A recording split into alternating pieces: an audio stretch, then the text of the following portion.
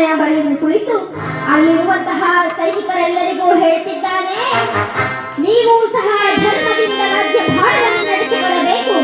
ಅಧರ್ಮ ಮಾರ್ಗವನ್ನು ಹಿಡಿದರೆ ಕೌರವರು ಮತ್ತು ಪಾಂಡವರೇ ನೇರವಾದ ಸಾಕ್ಷಿ ಎಂಬುದಾಗಿ ಹೀಯಾಳಿಸುತ್ತಾ ಕೌರವರ ಬಗ್ಗೆ ತುಚ್ಛವಾಗಿ ಮಾತನಾಡುತ್ತಿರುವುದನ್ನ ಧೃತರಾಷ್ಟ್ರನು ಕೇಳಿಸಿಕೊಂಡು ಮನಸ್ಸಿಗೆ ಬಹಳವಾಗಿ ನೋವನ್ನುಂಟು ಮಾಡಿಕೊಂಡು ತಾನು ವನವಾಸಕ್ಕೆ ಹೋಗಬೇಕೆಂಬುದಾಗಿ ತೀರ್ಮಾನವನ್ನು ಮಾಡಿದ್ದಾನೆ. ಆದರೆ ತಾನು ವನವಾಸಕ್ಕೆ ಹೋಗುವ ಮೊದಲು ಭೀಮಸೇನನನ್ನು ಕೊಂದು ನಂತರ ಹೋಗುವೆನೆಂದು ತಿಳಿದು ಧರ್ಮರಾಯನಿಗೆ ಒಂದು ಪತ್ರವನ್ನು ಬರೆಯುತ್ತಾರೆ. ಆ ಪತ್ರದಲ್ಲಿ ಹೀಗಿತ್ತು: ಎಲೈ ಧರ್ಮರಾಜನೇ, ನಿನ್ನ ಅನುಜನಾಗಿರ್ತಕ್ಕಂತಹ ಭೀಮಸೇನನ ಸಾಹಸ ಶೌರ್ಯಗಳನ್ನು ಕೇಳಿ ನನಗೆ ಬಹಳವಾಗಿ ಆನಂದವಾಗಿದೆ. ಆದ್ದರಿಂದ ಅವನನ್ನು ತಪ್ಪಿ ಮುದ್ದಾಡಬೇಕಿದೆ.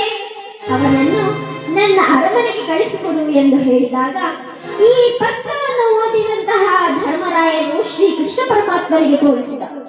ಶ್ರೀಕೃಷ್ಣ ಪರಮಾತ್ಮನು ಇದರಲ್ಲೇನೋ ಮೋಸವಿದೆ ಎಂದರಿತು ಭೀಮಸೇನಂತೆಯೇ ಇರುವಂತಹ ಕಂಚಿನ ಪ್ರತಿಮೆಯನ್ನು ಮಾಡಿ ಧೃತರಾಷ್ಟ್ರನ ಮುಂದೆ ನಿಲ್ಲಿಸಿದ.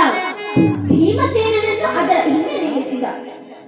ಧೃತರಾಷ್ಟ್ರ ಆ ಭೀಮಸೇನನ ಕಂಚಿನ ಪ್ರತಿಮೆಯನ್ನು ಗಟ್ಟಿಯಾಗಿ ಹಿಡಿದುಕೊಂಡು ಅದು ಚೂರು ಚೂರಾಗಿ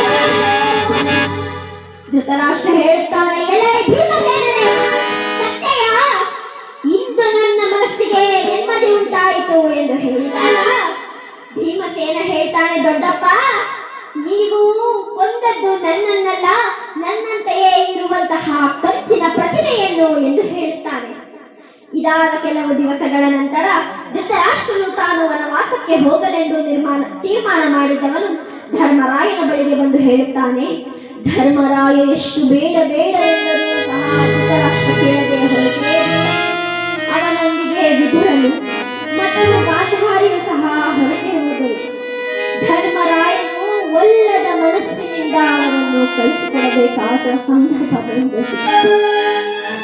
ಆದ್ದರಿಂದ ಧರ್ಮರಾಯನು ತನ್ನ ದೊಡ್ಡಪ್ಪನ ಕ್ಷೇಮಕ್ಕೋಸ್ಕರವಾಗಿ ಒಂದು ಸುಂದರವಾದಂತಹ ಜಾಗವನ್ನು ನೋಡಿ ಯಾವ ಕೆಟ್ಟ ಪ್ರಾಣಿಗಳಿಂದಲೂ ಸಹ ಯಾವುದೇ ರೀತಿಯ ಕೆಡಕಾಗದಂತೆ ಅಲ್ಲಿ ಒಂದು ಭವ್ಯವಾದಂತಹ ಆಶ್ರಮವನ್ನು ನಿರ್ಮಿಸಿ ಅವರನ್ನು ಕಳಿಸಿಕೊಟ್ಟಿದ್ದಾನೆ. ಇತ್ತ ವಿದುರನು ಆ ಧೃತರಾಷ್ಟ್ರ ಗಾಂಧಾರಿಯ ಸೇವೆಯನ್ನು ಚಾಚೂ ತಪ್ಪದೆ ಮಾಡುತ್ತಾ ಆ ಪರಮಾತ್ಮನ ಸೇವೆಯಲ್ಲಿ ತಲ್ಲೀನನಾಗಿದ್ದಾನೆ. ಆ ಪರಮಾತ್ಮನ ನಾಮ ಸ್ಮರಣೆಯನ್ನು ಯಾವ ರೀತಿಯಾಗಿ ಮಾಡುತ್ತಿದ್ದಾನೆ ಎಂದರೆ